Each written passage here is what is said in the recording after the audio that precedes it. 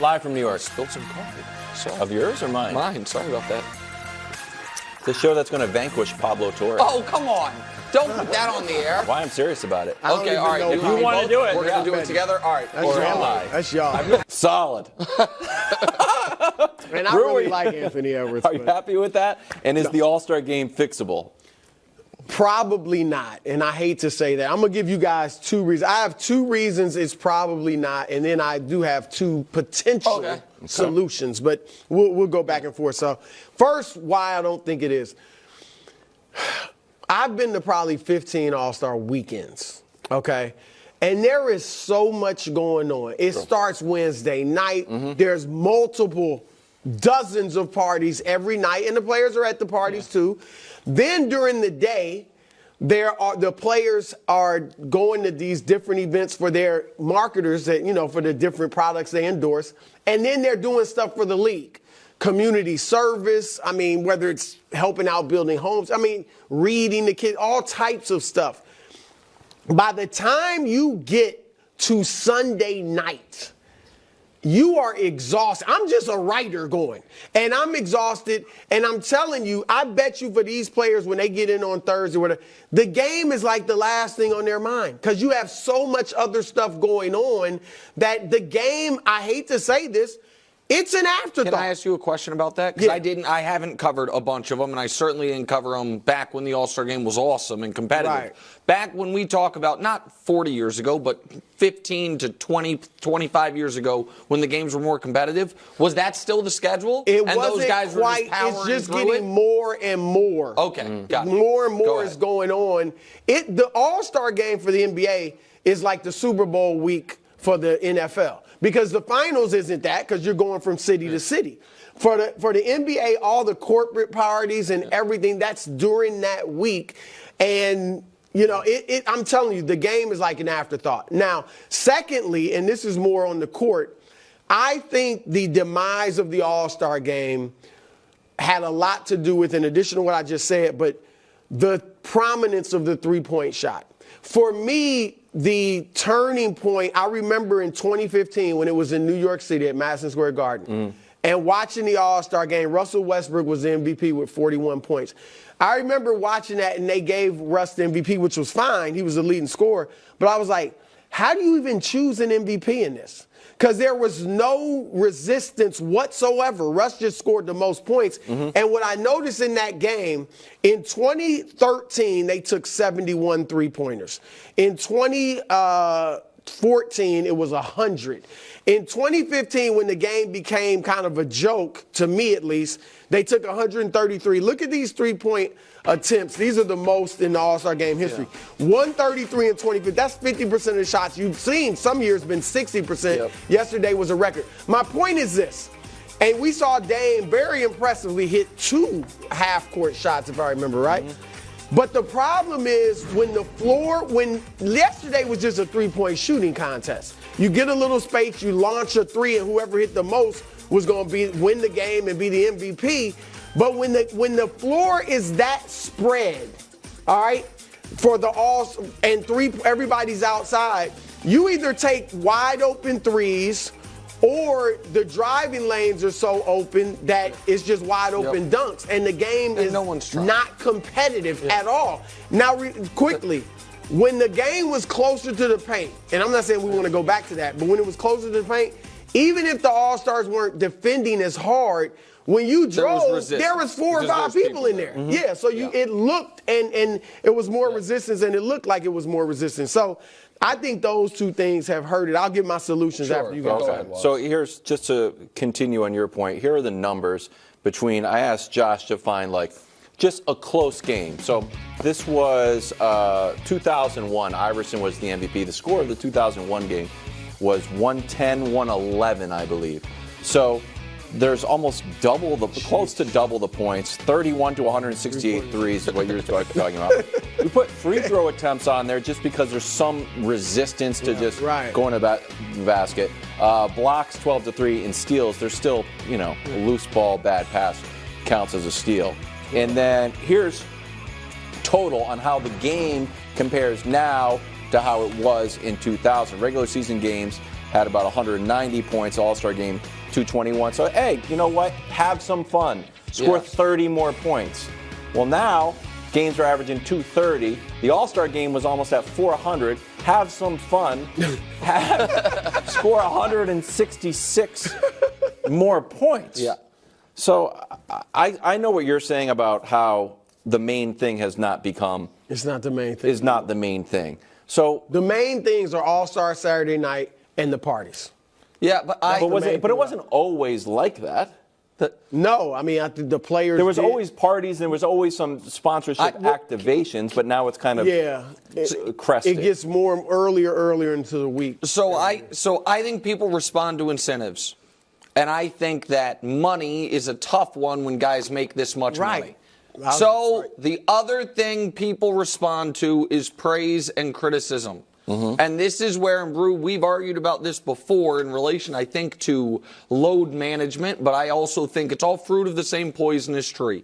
I was watching one of the coolest moments in college basketball all year. The coverage of Caitlin Clark going to break the all-time and has broken the all-time scoring record. Caitlin Clark, who is one of the best attractions in sports, across all sports, genders, professional, collegiate. And Jay Williams, who I respect, and I know you guys have relationships with, refused to call her a great player. And his answer was, show me the rings. Show me the hardware. I don't care. No. They weren't asking, is she the GOAT? They weren't asking, is she the best of all time, better than Cheryl Miller and Breanna Stewart? It was, is she great? And he was like, no. You know how I know? Her hand looks like this. No rings on it. And I'm watching that, and I'm like, well, of course. That is how we have changed the coverage and the discussion of the NBA.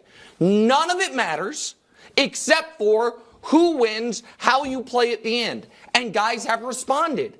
You mentioned the 01 All-Star game. When's the last time when we're talking about all-time greats we were like, and don't forget, they kicked ass in the All-Star game that one year. That used to be a thing, though. It used to be. Kobe Remember when won the All-Star MVP. It was like, that meant a lot. Agreed. It used to be a thing. And now, it's Michael Jordan's fault? No. I am not saying that. It is our fault. It used to be a thing. We used to reward it. We used to talk about. I remember Simmons pointing out that the reason he loved the All-Star game is because it was, you kind of got a little snapshot of who the best players in the league were as far as who was on the court, see them compete. And now, all of our coverage about this league is, or a vast disproportionate amount, is about, you won league MVP, Joel Embiid. Actually, bad thing because you didn't show up in the postseason. I hear what you're saying, but it's not like dudes don't still want regular season awards. They want to make all NBA. Heck, we think Embiid went out there and played injured because he wanted another MVP. So I do think guys still want the regular season awards. Yes, because also we do give that some credit. So you said you wanted to give solutions. I've got one that I think recognizes that we have incentivized the players who only care about the postseason, and just steal from baseball. The winner gets home court in the finals. No. Why? I thought it was terrible with baseball. Why? Because you should not have the finals, something as important as home court in the finals, be based on some guys that won't even get close to the finals. Why does somebody from Sacramento have my chance to have home court advantage in the finals in his hands? But you know what I mean? Like that, they shouldn't have anything to do with that. Well, okay, then I'll defend that in a moment. But I know you had solutions. Well, one quick one, and this is unlikely, I know, with the TV networks. Maybe if you move the game up into the afternoon again. It used to be in the afternoon. That cuts down. I mean, guys are still going to go out Saturday nights, but you know you have to play. Small change, but sure. Small change, maybe. Yeah, maybe. 8:45 might not be it. When the Super Bowl starts That's just more stuff going on before the game. I buy that. And on Sunday, there's a lot going on, too. So that's one. Secondly, and this one, I used to really want to see this, but now I'm skeptical myself. But how about if you made, at least for 1 year, international versus American players? That, I think, would ramp up the competitors. I think the international players would compete. Like Luka and specifically Jokic. Terrible. They're like, I Terrible. bet they are disgusted with this game because they can't, they're not even, it's No. not a game for them. Like What? Jokic looks like he can't even play basketball. when Luka he's on the court with them. took a 70-foot shot. Yeah, and Jokers didn't do anything. No. I thought it was embarrassing. I don't. Go. You're fired up about this, man. I know, but I need to be America's sweetheart. I No, can't be that's all all right. You know fired what? up. You can be Well, fired up about the this. international, Giannis wants to compete, I think. Then you can. Then he should have. Well, he's done it over the years, but you begin looking silly. If you're out there playing hard Well, that's the and thing. nobody There else needs to be a it's like, coalition okay. of maybe the former MVPs get together and say, like, hey, do we want to play for real? And Silver's on the record saying, like, hey, I expect the game to be competitive because Joe Dumars was talking to people and he had Iguodala in on it as a player. So there was an expectation that this game was going to be much better than it was. So that was frustrating, and I thought it was embarrassing that it broke a cardinal rule of sports that we all kind of agree on. It's why, like, you're not allowed to gamble on the games. Are you trying your hardest? And if the answer is no, that it breaks, everything breaks. And one final point, and I'll throw this to you, Nick. Yeah. The competition is not necessarily between East and West. It's for viewers' attention, and it's for fandom in sports. And we talked about this, Brew, about some of the marquee moments of the NBA season. And if you go to the NBA calendar, it says like signature days or whatever it is. Opening night, not super memorable. Denver beat the Lakers. Again, I called it a must-win game because I felt like it needed to ramp up, and it was a must-win game. Christmas used to be NBA. Football, yeah. It was Ravens, 49ers, Chiefs, Raiders, and Giants, Eagles. And NBA kind of lost Christmas. Yeah. MLK is a major day in the NBA. There was 4 games. There was also 2 NFL games. The Bills game got moved because NFL of weather. playoff games. No Playoff less. games. Yeah. Right. So that day became very much about the NFL. Rivals Week. The story of Rivals Week was what? It's LeBron, Steph, chapter 20, which was excellent, but also Embiid's not playing in Denver. That kind of became the major story. And then this all-star dud. So this is, I would say 5 of the major moments for the NBA that have just kind of fallen by the wayside. And I think, Nick, in the fans' calendar, and maybe the people that are just myopic on the NBA are not seeing this. This is the opportunity to take the torch from the NFL and say it's our time to demand with the All-Star game. Yes, Right. America's And so attention. can I defend and you lost it. the home court advantage thing for a moment? Because I understand the idea. You know what I mean? Guys that I aren't get it. even- yeah. But then keep this in mind. It would matter a ton to whichever coaches were appointed. Because who are the coaches? gotta The one check, right. seed of So each what's Doc side. Rivers gonna do? So what is he That's going to the do? thing, yeah. He's going to play his 5 best guys at the end. He's going to play the guys who are trying. And if you are the coach of a team that is the 1 seed, or in Milwaukee's case, it's weird because you don't do it back-to-back years, but a contender. And it's like, oh, okay, this guy is screwing around. He's not going to play. Because if we're being honest, the home court advantage, once you get to the finals, has always been a bit of a gray area to begin with as far as fairness, because the schedules aren't balanced. Right. East versus West, right? And so that would instantly give it real intensity. You would be able to find 7 or 8 guys on each team that really care, and those guys could play the lion's share down the stretch. And if it's not that, then the other one is, because Wildes, you pointed out that the in-season tournament, one of the reasons people cared was money. You told me that All-Star winners get $100,000, losers get $25,000. This is going to sound ridiculous, and we would need some security apparatus. That $125,000 should be in cash along the baseline, and the winners get it. The losers have to hand the bag of their money and the winners' money to them after the game. And for at least a short period of time, if guys while they're playing are looking at a bag of $125,000, especially if we're in a city with more to do afterwards than Indy, Well, look, if honestly, and I think you guys will agree with this, the celebrity game was more competitive than the All-Star. Like they Wild, they played to win. Open run at UCLA. Yeah. That's what I'm saying. That's the kind of run. That was on the Bud list. Yeah.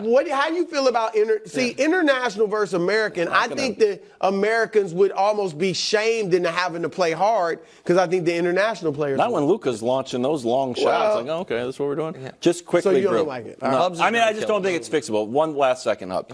Do you think there's a chance that the NBA, because LeBron said it's a larger conversation.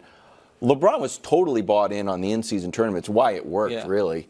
Do you think that there needs to be a financial incentive like the in-season tournament? Or, hey, you know what? If we're going to have one extra thing that we really ramp up to playoff level for, it's going to be the in-season tournament. It's not going to be the in-season tournament and the All-Star just game. The losers don't get the bonus money.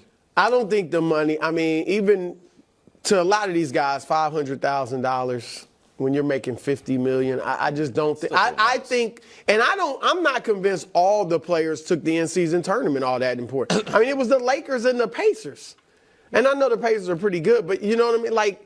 The best teams I think we were all happy with that. It was fine because LeBron really took it seriously. But we'll see next year how many guys really take this seriously. Because the in-season tournament's over. Nobody's thinking about it. Once the playoffs start, it's all going to be all about the playoffs and who wins the championship, not the in-season tournament. Want LeBron to stay in L.A.? I don't. I know that the Lakers' next plan is Trae Young. Don't worry about it, guys. We're going to trade all our assets for Trae Young. I don't love that plan. I don't trust the front office. I don't love ownership. And while I agree with you, Brew, like LeBron, it's not like LeBron has to win more rings. Right. I would like to see him in a place where I think it's more viable and I see a clearer path other than LeBron having to turn back the clock for 6 weeks in the postseason. And I think there's 4 teams out east that he could sign with this offseason, and I'd say they can win the title. I think Miami, absolutely, they could win the title. I think Cleveland, maybe. And Cleveland, obviously, you have the other part of it of, his third time around there. Philly is interesting. And lastly, the Knicks, because it's the Knicks. And I know he has issues with the ownership, and I understand that Rich has issues, understandably, with the front office.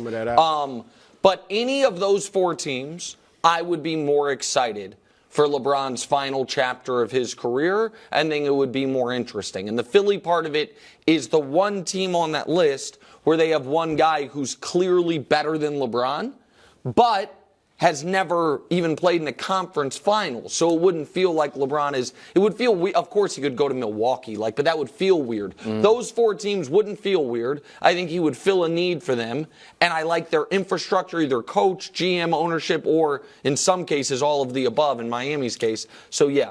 I agree with a lot of what you said, but I don't not want him to finish his career in L.A. I'd be fine if that's what he wants to do. Obviously, he's rooted there now. But I would like to see him in a bigger, like a situation where it's more interesting, to use your word, or exciting, okay? Look, if the Lakers get Trae Young, and I know, look, Trae's got a few years left on his deal, so that's not necessarily going to happen. Or Kyrie's name's been mentioned out there too. If they got Kyrie or Trae, I would love to see LeBron, AD, and one of those two. Like a big 3 like that, because Trae, I think, needs to learn how to win like Kyrie did, and he learned it from LeBron, and I think LeBron can help Trae in that regard. So I'd be fine with that in L.A. Cleveland, I like. New York, I like.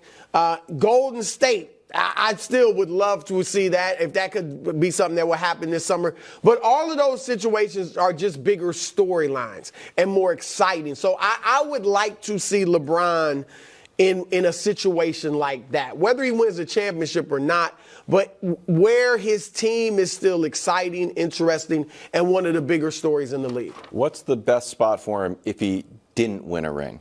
Cleveland. Just go to Cleveland. Better than L.A.? Yeah. Yeah. I think there's a nice, you know what I mean? Yeah. 3 arcs Bookend. there. Yeah. You know what I mean? I mean, it'd be nice. To me, of those places, it would be Cleveland. Yeah.